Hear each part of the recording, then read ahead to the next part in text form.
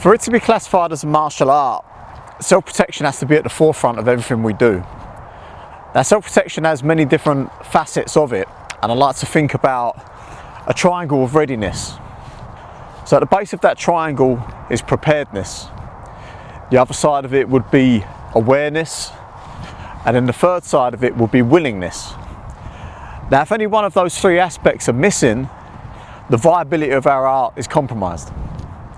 So if we look at preparedness is not just our skill set, not just the techniques we acquire, not just the drills, not just the sparring, not just our martial ability, but preparedness is our physical strength, our agility, our mobility, our cardiovascular fitness, our knowledge of first aid, what we have on our person with regards to things that can be used as an improvised weapon or things that could be used with regards to stemming the blood flow, things like that. Preparedness is leaving the house with all the things you need to be able to operate throughout the day.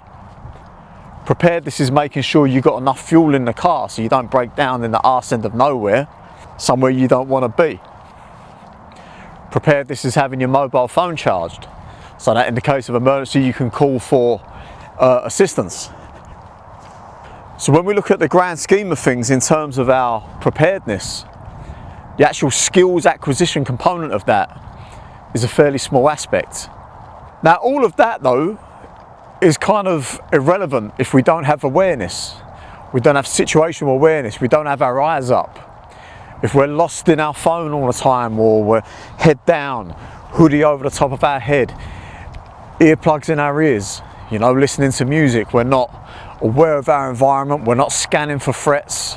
No matter how prepared we are, if someone sneaks up and stabs you in the neck or hits you over the head with something, all that training counts for nothing, all that preparation counts for nothing.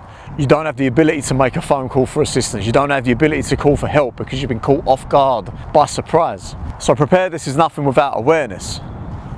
Then if we look at willingness, so we could have all the skill in the world, we could have awareness of what's going on, we can see the threat as it approaches, we could have the skill set required to navigate that threat, but if we don't have the willingness to execute, it's all pointless. So a lot of people in martial arts, they like to talk about, you know, oh, there's these neck breaks and eye gouges, and I'll do this, I'd punch them in the throat, I'd, you know, break their arm or whatever and all this stuff. But the mindset required in order to perform such grotesque acts of violence against another human being, it's very difficult. And even though you might say, oh yeah, but my life's in threat, I'll do anything to survive, I'll do anything to save my kids and all that. You know, I appreciate that, but until you've had your finger knuckle deep in someone's eye socket, it's very hard to know how you react. It's very hard to get somebody in a position whereby you have them in a position and you could break their arm or you could break their neck. Making that decision to then execute that requires that step further that very few people have done, and really having any confidence in their ability to do so. So all this stuff remains theoretical in the dojo. So without the willingness, the preparedness, and the awareness counts for nothing either. So you see, all three of these aspects have to act together. They're all mutually supporting one another to make up the triangle of readiness. I guess my point is, you know, relying upon skill, relying upon, you know, what you think you know or what you think you might do is not a good plan. We have to drill, we have to be building the confidence that we are able to execute under pressure, under fatigue, whilst scared, whilst tired, whilst injured, whilst our attention is somewhere else, and we might be, you know, not just thinking about us, we might be thinking about looking after our kids. So we're trying to facilitate their escape while we are navigating the threat in front of us. There are so many different aspects to it that take this far outside the realms of just simple application in the dojo or on the mats.